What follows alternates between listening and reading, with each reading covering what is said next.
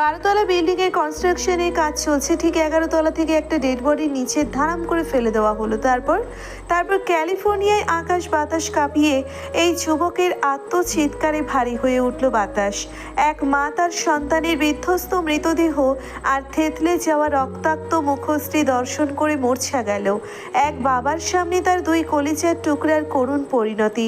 ফুটো করা পেটে রঞ্জিত হাত রেখে নিভু নিভু চোখে শেষবারের মতো এক মুমূর্ষু পিতার আদেশ ছিল, প্রিন্স পালিয়ে যাও, খোদা তাওয়ালার রহমত তোমার উপর বর্ষিত হোক।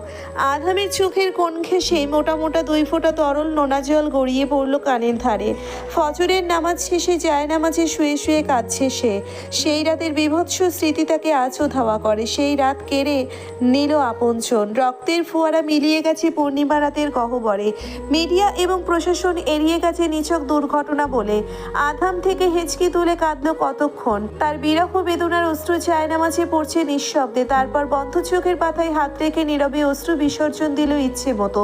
ক্রন্দনরত পুরুষটার শিয়রে কোমলমতি নারী উপবিষ্ট হয়ে তার চোখের উপর থেকে হাত সরিয়ে অবলার মতো তাকিয়ে রইল। আধামের হেঁচকি তুলে কান্নার হেতু জানে না বোবা নারী। বরফ সাদা মায়াবী মুখে অতিশয় বিস্ময় এবং অজস্র জিজ্ঞাসাবাদ।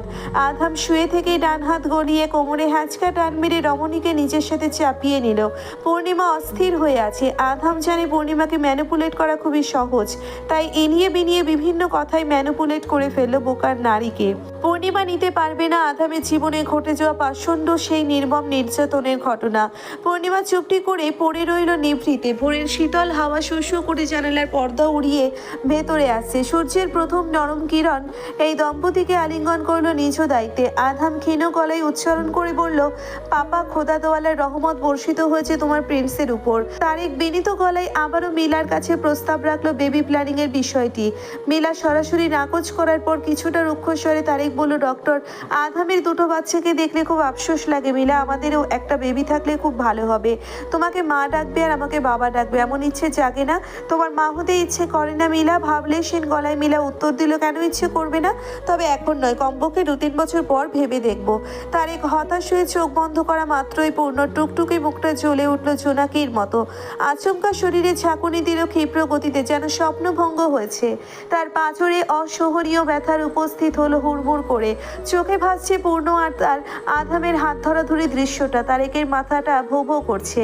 ইস, বাচ্চাটা আঞ্চলিক ভাষায় কত সুন্দর করে কথা বলে, দেখলেই আদর আদর লাগে। মা যেমন সুন্দর, ছেলেও তেমন সুন্দর হয়ে জন্ম হয়েছে।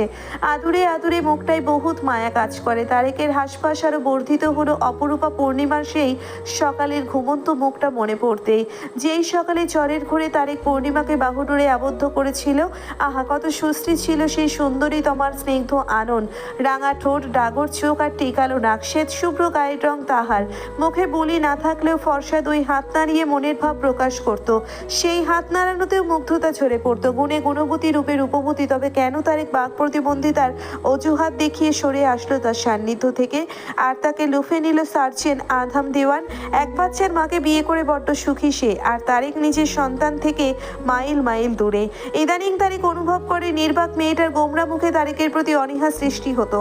তারেকের স্পর্শ পূর্ণিমার জন্য ভীতি এবং ঘৃণিত ছিল। মিলার প্রতি তারেকের আকর্ষণ কাজ করেছে মিলার আধুনিকতা এবং বাকপটু স্টাইলে। তখন তারেক হাড়ে হাড়ে টের পায় বাহ্যিক সৌন্দর্য কখনো অভ্যন্তরীণ সৌন্দর্যকে টেক্কা দিতে পারে না। মিলার সৌন্দর্য হলো বাহ্যিক এবং ফাঁকা। মিলার কথায়ও অহমিকা হয়ে পড়ে। মিলার কাট কাট জবাবে মাঝে মাঝে তারেক স্তব্ধ হয়ে যায়। অথচ পরীর মতো সুন্দর পূর্ণিমা জবাব দিতে পারতো না। সেটাই কি ভালো ছিল না তারেকের জন্য?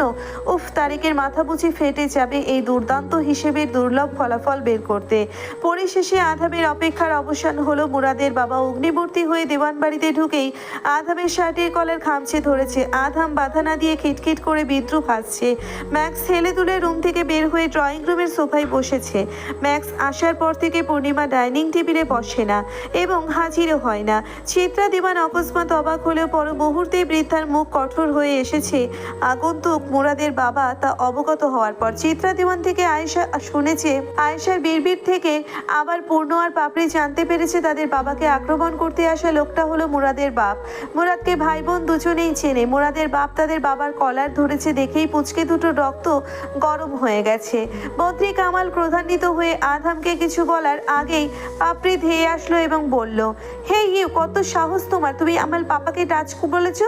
তুমি আমার পাপাকে টাচ করেছো? চলে যাও এখান থেকে, বেরিয়ে যাও, আমার পাপাকে ছেড়ে দাও। How dare you stupid idiot, খারাপ লোক, গেট লস। মেয়েটার মুখে লাল হয়ে গেছে রাগে চিল্লিয়ে। পাপড়ির একটুখানি মুখে হাঁ করে চিত্রা দেওয়ান বিস্মিত হয়ে তাকিয়ে আছে। তড়িৎ পেকে চোখের পলক ফেলে অদ্ভুত স্বরে বললেন, এ তো পুরোই অরিত্রীর কপি। আয়েশা জিজ্ঞেস করলো, বুবু অরিত্রী কেডাই? উত্তরে ফিসফিস করে বললেন, অরিত্রী হলো আমার ছেলের বউ, আধামের মায়ের নাম অরিত্রী। চেয়ারে বসে আধাম মেয়ের তেজি কচি মুখখানা পর্যবেক্ষণ করে ঝাড়া দিয়ে ফেলে দিল কামালের আগ্রাসী হাত।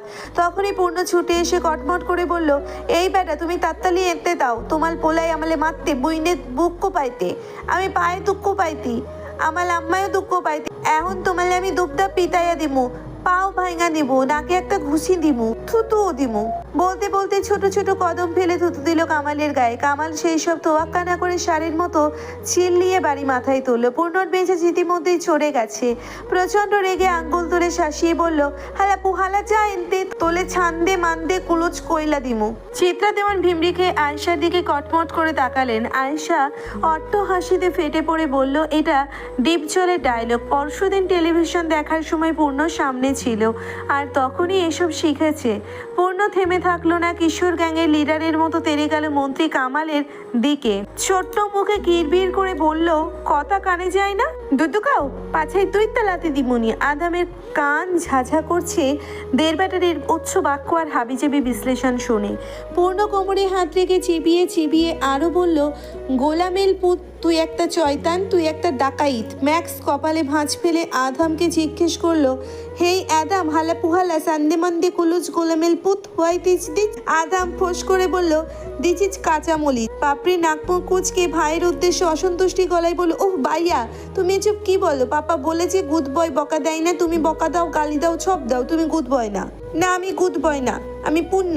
আমার আম্মাই কানলে আমি দুঃখ পাই, আমারও কান্দন পাই। আমি দেখছি আম্মাই কাঁদছে, বইনে কাঁদছে, আমিও কাঁদছি। এই জাংলা বেতাল পোলাই কুন্দা, ও বেদায় গুন্দা, গুন্দা মাইন্সে ডাকাইত কয়।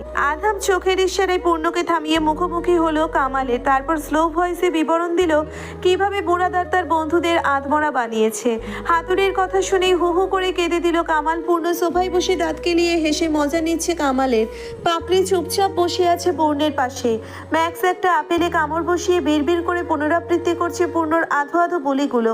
চিত্রা দেওয়ানার আয়েশা অদূরে দাঁড়িয়ে আছে। পূর্ণিমা বারান্দায় স্ট্রবেরি গাছের পরিচর্যা করছে।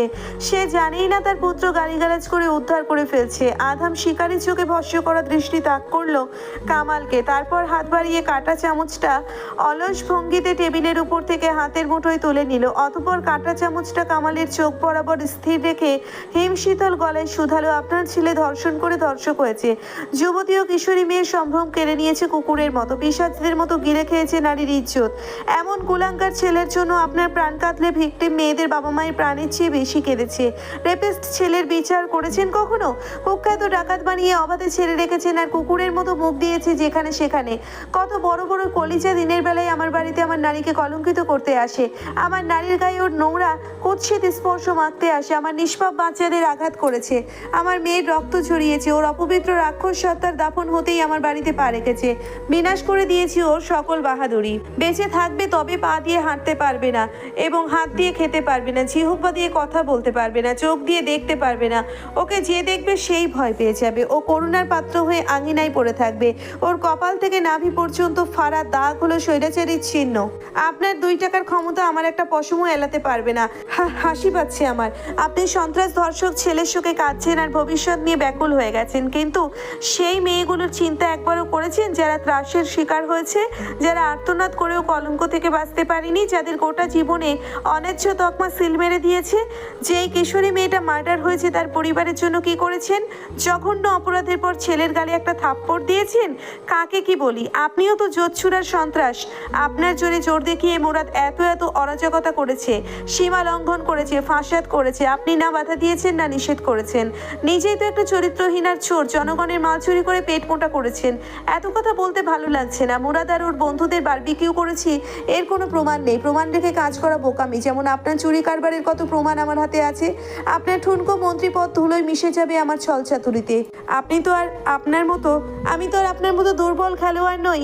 বয়সে আপনার চেয়ে ছোট হলেও পাকাপোক্ত খেলোয়াড় বটে। আপনি এখানে না এসে আগে থানায় গেলে ফাঁস হয়েছে তো মুরাদার আপনার পাপাচারের অডিও ভিডিও ক্লিপ, আপনি তা করলেন না এবং আমারও ঝামেলা করতে হলো না। যার যার পাপ তাকে তাকে ধরবে। শুনুন, একটা কাজ করতে পারেন, স্যাটেলাইট থেকে প্রমাণ জোগাড় করুন, গিয়ে স্যাটেলাইট ঘাটলে আবছা আবছা ক্লু পেতে পারেন। মন্ত্রী কামাল বাক্রুদ্ধ হয়ে অনিমেষ দাঁড়িয়ে রইল নির্বোধের ন্যায়। আধাম কাঁটা চামচ সরিয়ে আনলো কামালের চোখের সামনে থেকে, ঘাড় ঘুরিয়ে পেছনে ফিরে তুষার কন্যাকে বলল, প্রিন্সেস কিছু দেখেছো? No papa. কিছু শুনতে পেয়েছো আম্মা জান? No papa. পূর্ণ হুট করে বলে ফেললো, আমি দেখছি। পাপড়ি ভ্রুকুচকে জিজ্ঞেস করলো, ভাইয়া কি দেখেছো? হাসতে হাসতে গড়াগড়ি খেয়ে পূর্ণ বলল, আব্বাই পোলাচু পড়ছে। থমথমে নিস্তব্ধ পরিবেশে পূর্ণর খিলখিলানি হাসি প্রতিধ্বনি হচ্ছে দেওয়ালে দেওয়ালে। ম্যাক্স জায়গা থেকে উঠে কামালের হাতের কবজি ধরে টেনে বাইরে নিয়ে গেছে। আধাম টিস্যু দিয়ে হাত মুছতে মুছতে প্রশ্ন করলো, ওই দের বেটারি আমি কি পড়েছি? তুমি পেলাজু পড়ছো। পেলাজু কি বুঝলাম না তো। পূর্ণ পেটে ধরে হেসেই চলেছে, পাপড়ি না বুঝিয়ে হাসছে। আধাম গ্লাসে পানি ঢেলে মুখের সামনে নিয়েছে মাত্র তখনই পূর্ণ বিস্ফোরণ ঘটিয়ে বলল, আম্মাই পেলাজু পিন্দে, তুমিও পেলাজু পঞ্চ। অতর্কিতে আধামের মুখ থেকে পানি ছিটকে বেরিয়ে গেছে। হাবলার মতো এক দৃষ্টিতে পূর্ণকে দেখে বড় বড় চোখ করে অভিযোগ করে বলল, এই বাবু শুনেছো ও কি বললো? ও বলেছে আমি নাকি প্লাজো পরেছি।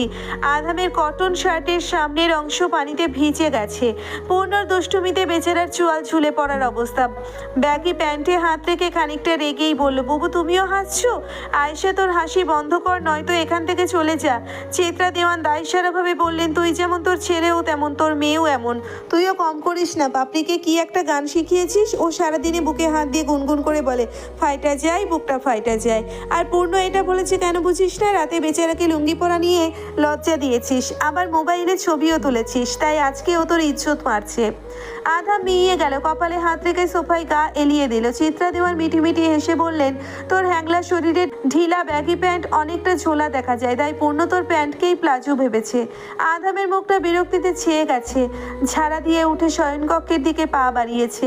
এই বেফাস মার্কা ছেলের সামনে নাস্তা করা যাবে না, কখন জানি আবার কি বলে ফেলে।